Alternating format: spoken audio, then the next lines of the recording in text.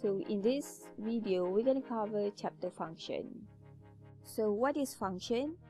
It's a block of statements in your program that does a specific task. And what we're going to do in this chapter is that we're going to break your program into smaller manageable functions, and we call this modular programming. So far we write everything in the main program. However, if you are writing a bigger program, it will make your program more complex and hard to read or understand. And it's easy to get error with this kind of program.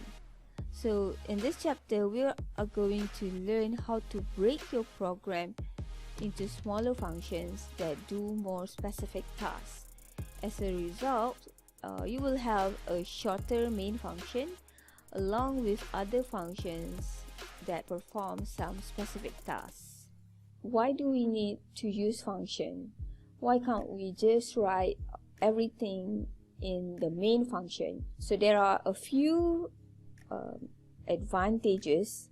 The first one is it's easier for multiple programmers to work in the same program or in the same project, where one programmer can do one task or one function. The second one, having function doing a particular task make your program easier to read, easier to test, and easier to maintain.